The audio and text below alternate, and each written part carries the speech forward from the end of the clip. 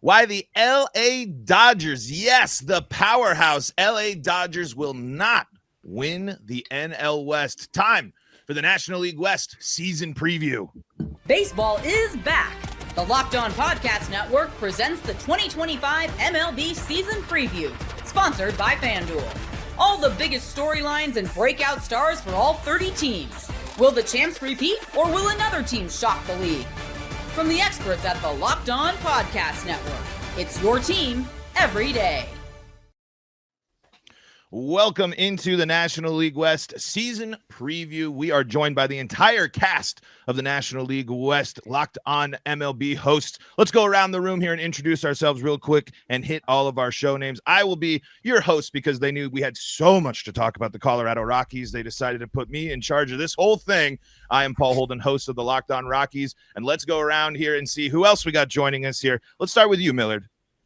Miller Thomas here, host of the Locked On Diamondbacks podcast. Don't really have much more to say, but yeah, check us out, streaming wherever you catch podcasts, and also on Locked On Diamondbacks on YouTube. Who's next? Javi? You? Fine. Yeah, Javier Reyes here, host of Locked On Padres. I don't know. I just thought we were going to go in screen order. Yeah, I do Padres stuff and other stuff sometimes. And you can check that out if you'd like, or not. I mean, whatever. We're talking baseball. I'm just excited we're back. Ben Caspick, I gotta get in before we let Jeff Snyder of Locked On Dodgers talk. Millard or Paul, I think they put you in charge because there's not a lot to talk about with the Rockies. So you're gonna be hosting the show and not talking about the Rockies. But anyway, I host Locked On Giants. A little bit snarky today, probably a little jealous, but yeah, go ahead, Jeff. I am Jeff Snyder. I am one of the hosts of Locked On Dodgers, and I did not realize until Paul's intro that we were recording this on opposite day. Well, that's it's a beautiful day to be a fan of the National League West, and the National League West 2025 season preview is brought to you by FanDuel. Right now, new customers can get $150 in bonus bets if your first $5 bet wins. Today, we will decide which team could make a splash or be trash. The offseason move that changes a team's trajectory, and we start with the ending. Who wins the division? Is anyone not taking the Dodgers here? Anyone at all? Anyone? No? Wow, Okay, Hobby's quieter than he was a couple of years ago. Jeff, let's get this out of the way. Why are the Dodgers jumping back into the driver's seat here of the NL West? What makes them the favorites yet again? It's kind of like the Bart Say the Line meme that we all have to deal with when we do this with you, Jeff. Yeah, they were the best team in baseball last year. Then they won the World Series, and then they did more this offseason than any other team. I think the D-backs are going to be a good team. I think the Padres are going to be a solid team. I think the Giants are going to exist, and I think the Rockies have a good chance of existing for the entire season. But yeah, I mean, the Dodgers made it their goal this offseason to go out and get better, which a lot of times World Series champions don't necessarily go all in on getting better. And the Dodgers did go all in on getting better. And I think they're going to be better than they were last year, which, sounds good to me. Yeah, maybe the better questions like who's the biggest challenger in the division to the Dodgers, or who's like the second best team, because I think we all feel like the Dodgers are going to win the NL West. That's why I'll pick my D-backs as the second best team, of course. Great offseason, number one in offense last year. Yes, we missed the postseason because of that stupid doubleheader on the last day of the season, but the D-backs added all offseason. They look primed to face the Dodgers, hopefully once again in the playoffs like we did in 2023. So I'll take the D-backs as at least as the number 2 team in the division. Yeah, you taking that over the? Oh, go ahead, Ben. Go ahead, Avi. Yeah, I was just going to co-sign all of that. I think that even though the Dodgers have been a layup for the past few years, the one thing about this division is apparently it's the one division that consistently tries every offseason. Even the Rockies, to an extent, at least they have some exciting young players on that team, like Tovar, Brenton Doyle, guys like that, and that really interesting pitching prospect that I'm blanking on right now. Chase Dollander. And then the Padres, while they have their ownership strife and all that weird stuff, they did still at least make some additions to find out the roster. And then the D-backs were a monster truck last year that just kind of got it. Looks like in Mario Kart, when you hold the trigger too long and then your cart like explodes at the beginning, and then you finish third or something like that. Like that's kind of what happened with the D-backs. They definitely are going to be a really good team. And the Giants, at least there's like new talk, there's new leadership, there's finally they got themselves a new free agent. And then the Dodgers, of course, added everybody. And I think importantly too, added some kind of under the radar players as well that maybe didn't get as many headlines, maybe a little bit of Tanner Scott, my boy Michael Conforto. So I think that at least what you could say is this division has a lot of news and headlines.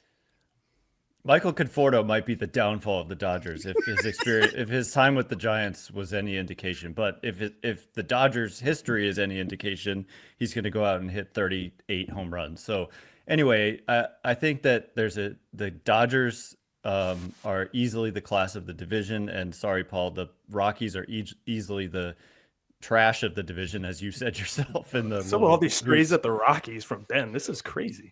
Hey, man, it's not enough to just constantly beat us every single time they match up, but I got to get the verbal bullets. Yeah, man. It's just like I love the Rockies. The truth hurts, Paul and everyone else, but it's like I think it's a really interesting conversation about the three teams in the middle and what order they finish in. I think any one of the three could finish second. I think maybe there's favorites, but I wouldn't be shocked at all if any one of those three did finish in second.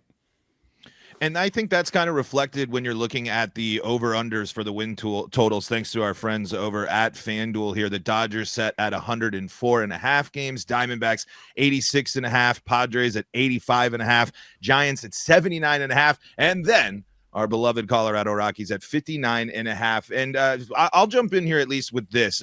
I'm not surprised to see a lot of those win totals, and I'm not surprised to see almost every team I think can hit over on those. I think the Dodgers again at 104, just because that's such a big number. You never know what might not happen. If they don't hit the over, it's not because they're a bad team. It's just because winning 105 baseball games is a difficult thing to do, no matter how much you've added on to that team.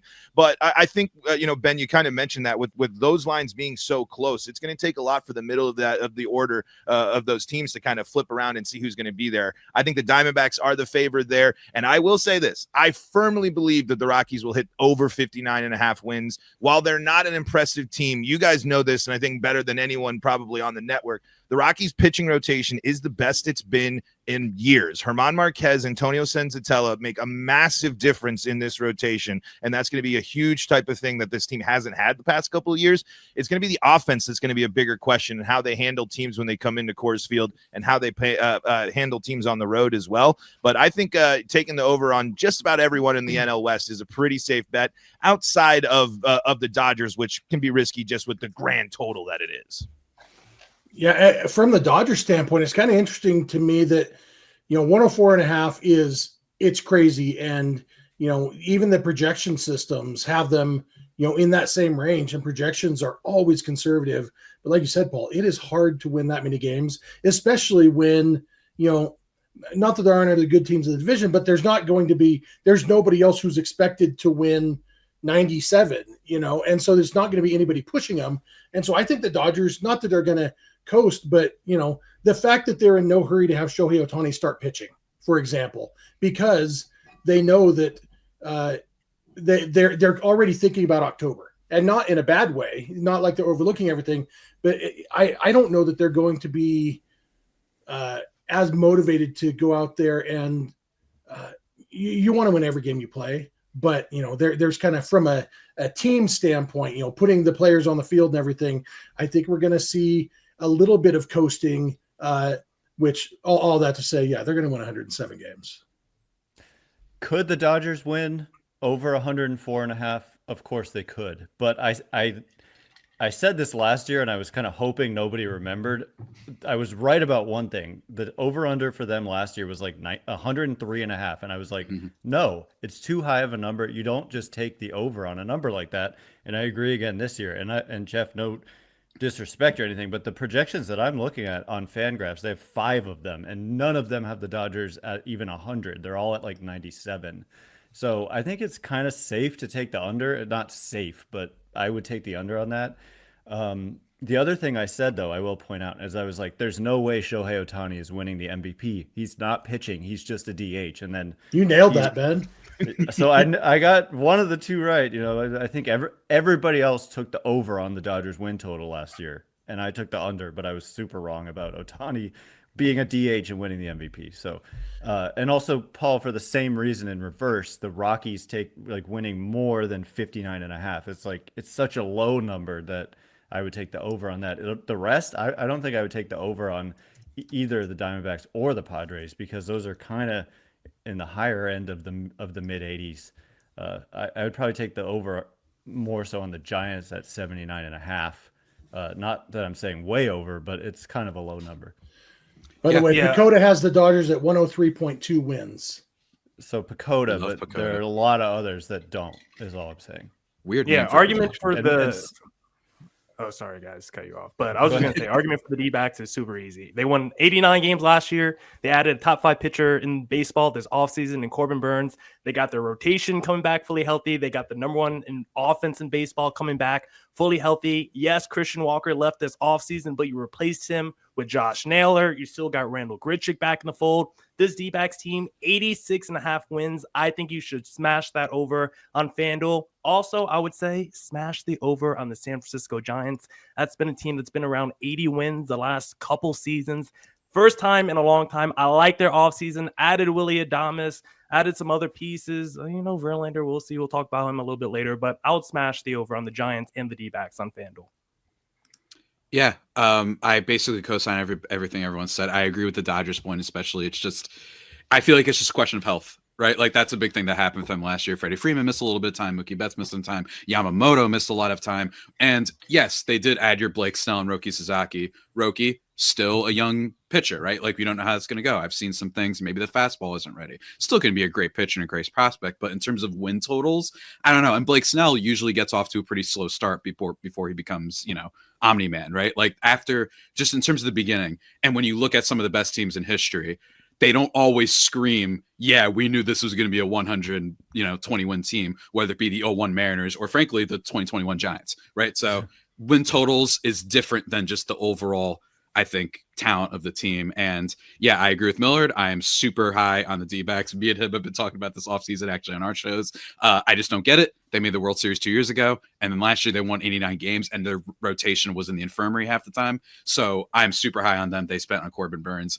Their outfield depth is some of the best in the entire division, frankly, including the Dodgers in a lot of ways. I just think that the D-backs are a lock. And I think that the Padres, I think you are a little bit of a soft over, but my kind of bold prediction for just them this year is I actually think the one outcome they haven't had was good season but missed the playoffs. And that's kind of what I'm feeling with the Padres this year. I think they'll have a good year, but I think this division and frankly the National League is just a war zone. And I think this could actually be and I know we say this a lot, but it could really come down to the last 3 weeks. I mean, even last year, the Dodgers and Padres, while the Dodgers were heavily favored, it was more like a 75% chance they win the division because the Padres really caught fire and they ended up just 4 games behind. So that's what I could see. But all in all, I agree with you guys.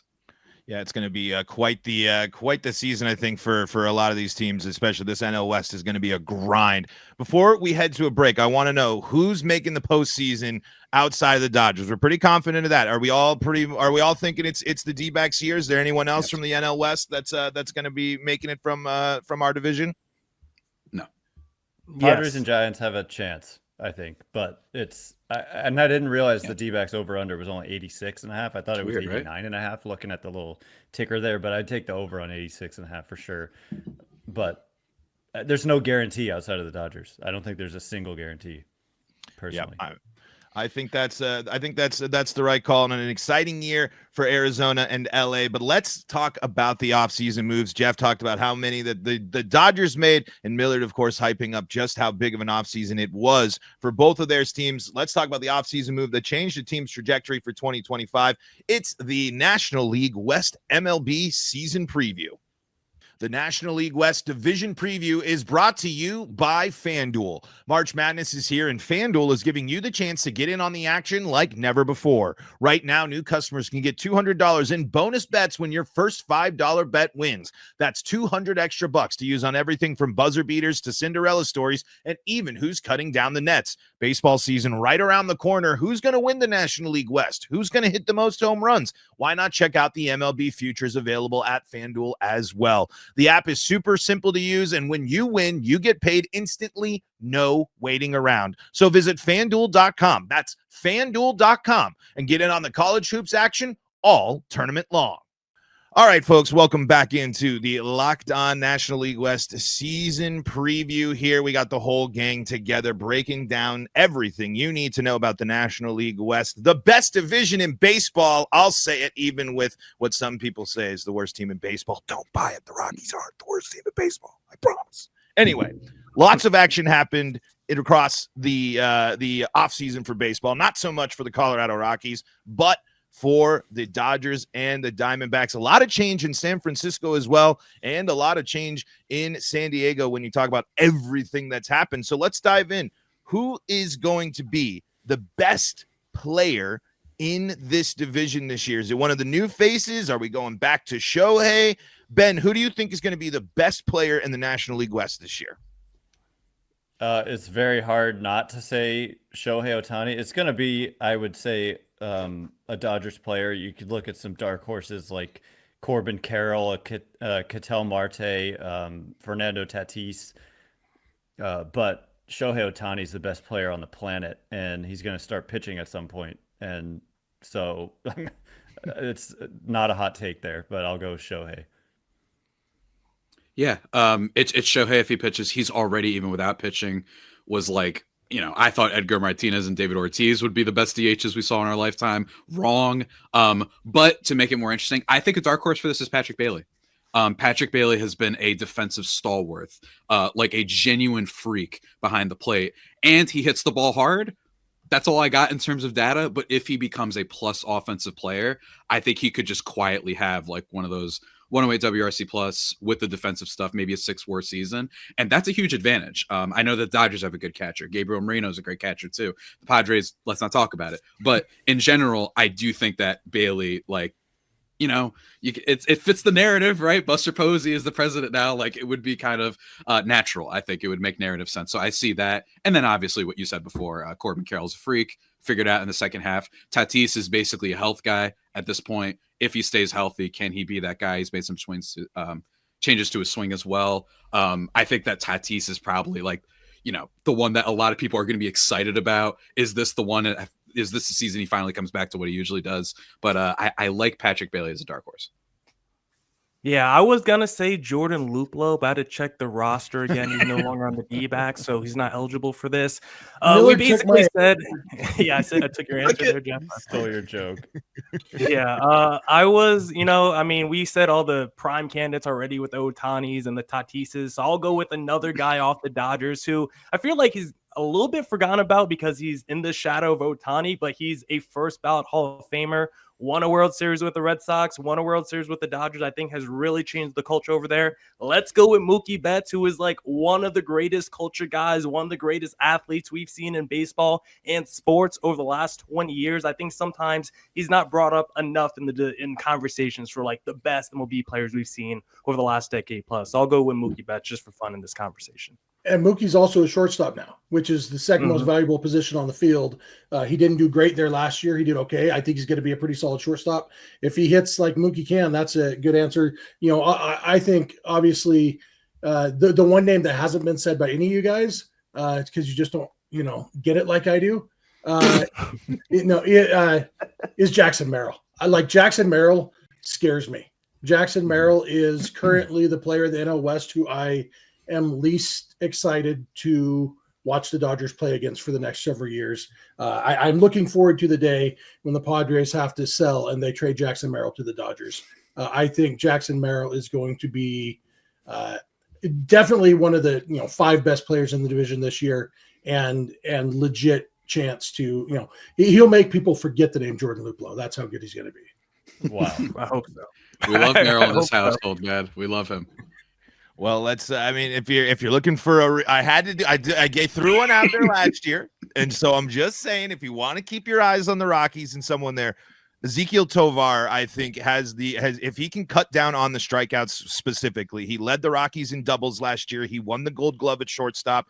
He is someone that can be a total game changer, but maybe in the scale of how much talent is in the National League West will probably still be in the shadow. But it's a name you're going to hear a lot, especially from these division rivals, I think, throughout this year and going forward. All right.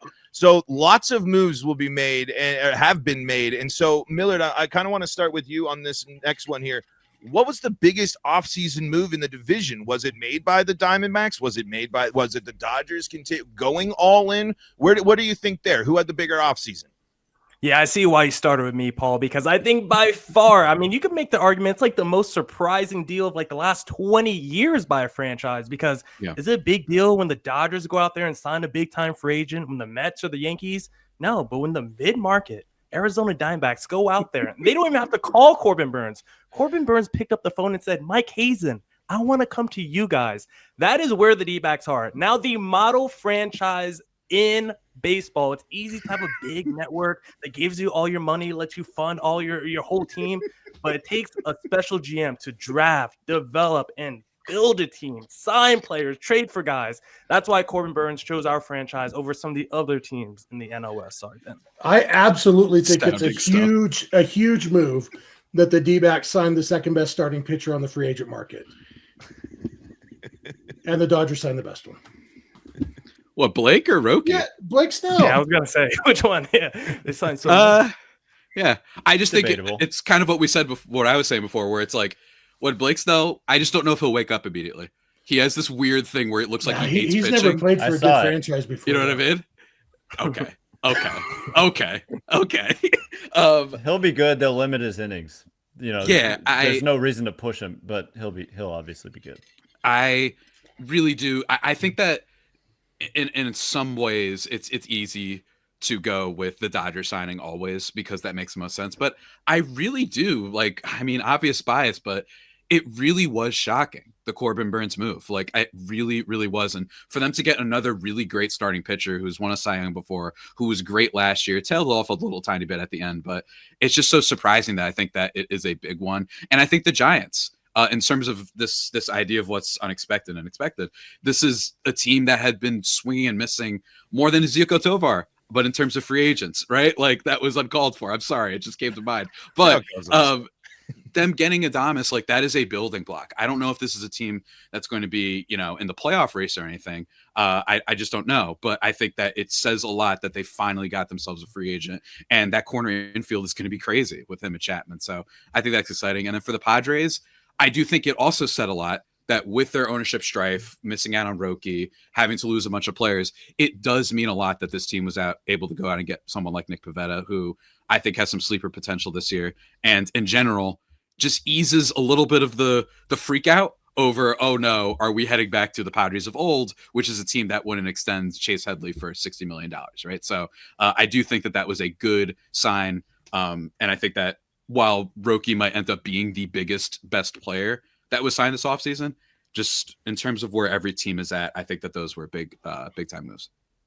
Snell was huge for the Dodgers. Roki, I think, is even bigger because of the fact that he didn't cost anything, being that he wasn't eligible to get a free agent contract, essentially, and that he's basically a rookie and just comes with all those years of team control. So that is a game-changing move to get Roki Sasaki, and frustrating for the rest of baseball.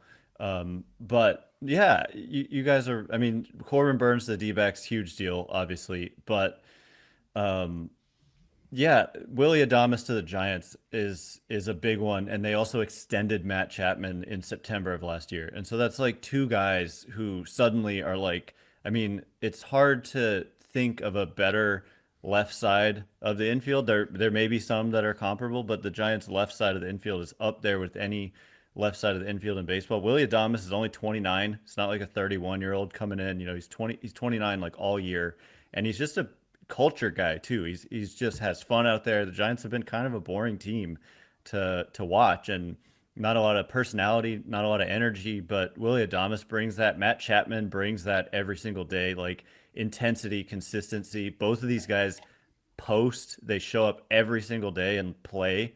And so I'm really excited to to watch them. And so, yeah, I mean, the Giants finally it's the biggest contract in franchise history, handed out by Buster Posey, who was the owner previously of the biggest contract in franchise history. So that was pretty fun. And then the Giants, it's not a free agent move, but bringing in Buster Posey to be their president of baseball operations certainly was a noteworthy offseason move. And Farhan Zaidi fired and goes back to the Dodgers. And that's pretty interesting as well. But we'll maybe save that for another time. I thought the Posey thing was actually a really interesting storyline from the offseason. I think something that will be really interesting to watch. All right, before we play Splash or Trash, rapid fire, was there a move this offseason that really stuck out to you guys? Ooh, I don't like that at all. Is there anything from this division? I don't think there was some stinkers made. I mean, for Rockies fans, it's a lack of. It was more the lack really. of action for the Rockies and the Padres, kind of like. Yeah, I think that might be the biggest thing. It's the lack of moves for those two teams than overall a bad quality move. Is there anything that sticks out to you guys as a bad move this offseason? Conforto. How about signing a 42-year-old pitcher to be your number 2 starter in your rotation? I'm talking about the Giants with Justin Verlander. I don't know. Guys over 40 usually aren't good number 2 starters. I would just throw that out there. And I'll go on record. I'll go on record and say that I am less high on the Buster Posey move than some of you guys are. I think he's going to have to prove that he can be the first ever Hall of Fame player to turn into a good general manager. It's a fair question. It's 100%. Like we don't know. I don't know what to expect either. But I won't say I didn't like it because I don't like the Giants. Right. Okay. But it's good. We'll see. But smart guy, great player. We'll see. But Michael Conforto, that one confounded me a little bit. Like he just wasn't good for 2 years. But the Dodgers know what they're doing, and so again, I would absolutely not be surprised if he has a good year for them. But I was a little bit baffled. Not baffled, but just like, why did they do that? Well, when you can sign as many people as you want, why not just add anyone that's interested? And the Dodgers will wave that magic wand and they'll hit 30 home runs or something ridiculous like that, as they usually do. Let's play some Splash or Trash. Coming up next, it's the National League West 2025 MLB season preview. The Locked On National League West Division Preview is brought to you by Game Time. There's nothing like the energy of an MLS match, the chance, the atmosphere, the last-minute goals. If you want to experience it all live, Game Time makes getting tickets easier than ever. With last-minute deals, all-in pricing, and a lowest price guarantee, Game Time takes the guesswork out of buying MLS tickets. Plus, ticket prices actually drop as kickoff gets closer, so you can score amazing seats at a great price. Make sure that you're checking Game Time right before your favorite game or your event is starting to get the best price possible, cheaper than expected. I know for firsthand, that's how I got into the All-Star game when it was here in Seattle, and I got an exact view from my seat, so I knew exactly where I was sitting, where I was going all ahead of time, because Game Time took the guesswork out of buying tickets. Download the Game Time app, create an account, and use code LOCKEDONMLB for $20 off your first purchase. Terms do apply. Again, create an account and redeem code LOCKEDONMLB for $20 off. Download Game Time today. Last minute tickets, lowest price guaranteed. Folks, welcome back in here. We're going to go with some rapid fire questions here for our segment number 3 of the National League West season preview. So let's keep it quick here, y'all, as we go down the list here. We'll get to Splash or Trash next, but I want to start with an interesting question that also relates to the Rockies. And I know I've been sneaking them in there. Probably more insults than Rockies analysis, I should say, on this episode today.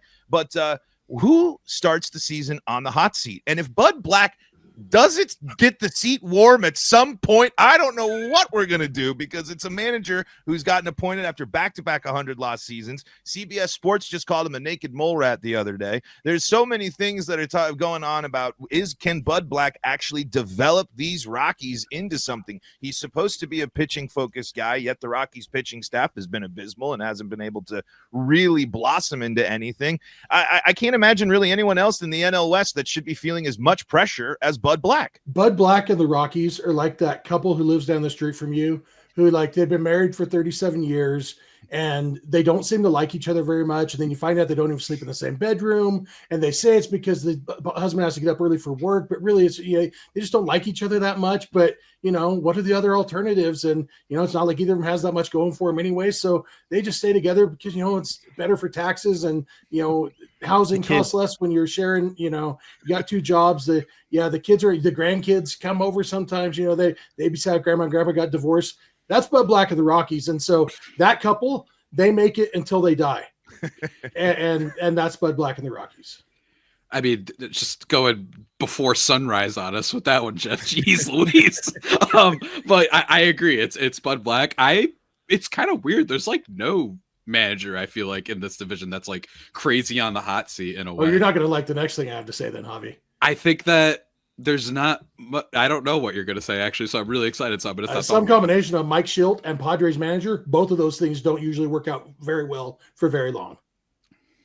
Yeah, and I think with the D-backs and the Giants, there's a lot of stability, especially with the Giants. Like, these guys are new, and so Buster Posey obviously not on the hot seat in year one, and it's Buster Posey. Bob Melvin, nobody's really blaming him for the Giants' not misfortunes, but failures the last several years or a couple of years. He only was there last year, and then the D-backs, they've had success, and there's no reason they are a pretty model franchise. And then of course the Dodgers just extended Dave Roberts, and so it's probably a Rockies.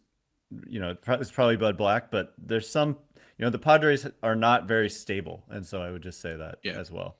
I think that's true. Yeah, that's definitely one of the interesting factors is just what's going on behind the scenes for the Padres and how that influences what's going on throughout the season. All right, let's play some splash or trash. Basically, the idea of this game is which team could win 80 games or 60 games. Javi, who you picking here? Splash or trash? I'm going to stick with what I've been saying on my show. It's not the Padres, although I imagine that's an obvious choice for a multitude of reasons. They've been, I don't think debatably, like easily the biggest roller coaster team up and down year to year of any team in the NL West, and frankly in the National League.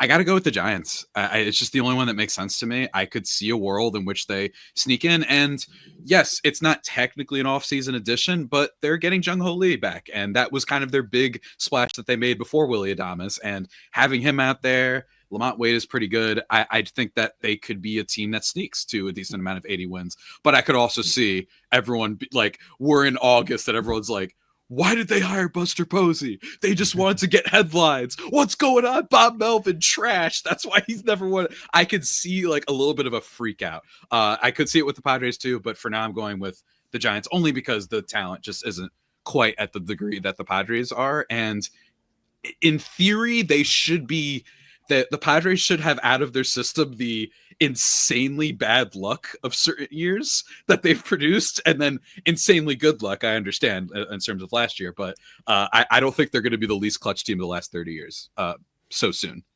But I've been proven wrong before. I think it's the Padres because they've got kind of a stars and scrubs thing going on. And so if some guys get hurt, then they've got problems. And the Giants have never lost more than 98 games. And so for me to say they could win 60 and lose 102, I just don't think there's any chance. And then the D-backs and Dodgers are not losing or winning only 60 games. I don't think anybody is. I wonder if for the NL West, we might need to shift this window to 70 or 90 instead of 60 and 80, because 70 and 90, I could absolutely see the Giants and the Padres both kind of, if things fall right or wrong, bouncing there. It's hard to see any team other than the Rockies threatening the 60 win mark. Yeah, for me. Oh, go ahead, Millard. Yep. Oh, sorry, Paul. I was going to say, for me, I would probably have to agree with Ben when it comes to the Padres being trash, because to relate it to any basketball fans out there right now, I feel like the Padres this upcoming season could be like the Phoenix basketball team out here, the Phoenix Suns, because like what Ben was saying, the stars and the scrubs, you look at Devin Booker, he gives Fernando Tatis vibes, developed, drafted by the organization, franchise star. Manny Machado, your Kevin Durant, aging star. And then that third star that no one likes, everyone's unhappy, expensive, Bradley Beal, Xander Bogaerts. There's not a lot of outs for this Padres team, like there's not a lot of outs for the Phoenix Suns. Padres team is expensive, and if we get to the deadline and this team is going sideways, you got Bogaerts, locked up for 9 more years. Machado approaching $40 million a season. Musgrove, Tommy John, $20 million a year. Yu Darvish, he's getting $20 million a year. He's like 45 years old. It could go sideways real quick for the Padres if it does not go well this upcoming season. So I would take them as my trash team for 2025. Javi is in shock. Look, Millard, one of the best to do it. That's all I know. Just unbelievable commitment. I got it last year. Yeah, I know, but it's just he's so good at this. I'm gonna respond and say that the Xander Bogaerts as Bradley Beal is the most tragically perfect analogy I've literally ever heard in my life, and I'm mortified and I'm out. Padres are done. They're done after that. I'm like, oh my god, it's way too accurate. Like a player that the team didn't need. He was good once upon a time and all that. Yeah, I got nothing more, man. I'm in shock. All of our crossovers we did together. Be in trouble. And then just long term. Talia all Gould me. So, all right, we're basically out of time, but we want to finish with one bold take from everyone here. I'll start it off. The Rockies have 2 All-Stars this year, Ezekiel Tovar and Brenton Doyle. Those are, I think, the two guys that I think can make serious impacts for the team. We'll go around the horn, rapid fire, guys. What's your big bold take for the National League West this year? Yeah, for me, I will say Dodgers, Padres, and D-backs all have loaded rotations, but it will be the Giants that will have 2 guys finishing in the top 10 in Cy Young voting. One is Logan Webb, who finishes top 10 every year, and then the other is former Arizona Diamondback Robbie Ray, comeback player of the year, and top 10 in Cy Young voting. Give it to Robbie, give it to Logan Webb. I love it. Again, no one's better than Millard at this. I'm going to go Nick Pivetta All-Star. I just think that the last few years, the increase in strikeout rate, I think that he's really good. And it reminds me a little bit of when the Padres acquired Joe Musgrove in the sense that there was a lot of hype and sleeper buzz around this player. And then he ended up breaking out with the Padres. Better pitcher's park. I think he's going to cut down some stuff. Ruben Niebla, great pitching coach. That doesn't mean he'll be the best pitcher in the division. He might just be awesome for 3 months and make the All-Star team. But that's what I've got for now. Simple. Giants make the playoffs, and it has a lot to do. You're going to know the names of some of these young pitchers that right now are going to sound a little obscure. And Hayden Birdsong, Landon Roop, Carson Wisenhunt. And then, Robbie Ray is here, Jordan Hicks, Justin Verlander. But these young arms, you're going to know their names by the end of the year. For me, Andrew Friedman said his goal is to do everything in the offseason so they don't have to make any trades at the trade deadline.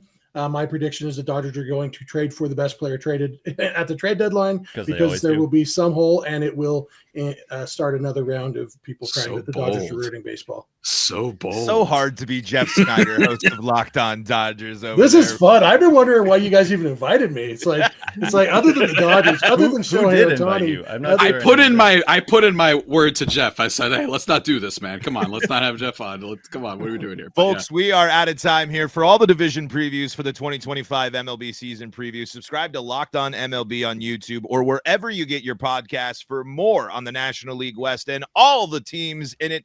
Subscribe to Locked On Rockies, Locked On Dodgers, Locked On Diamondbacks, Locked On Giants, and Locked On Padres, all free and streaming on your favorite streaming services and on the Locked On Podcast Network, where you can find your team every day.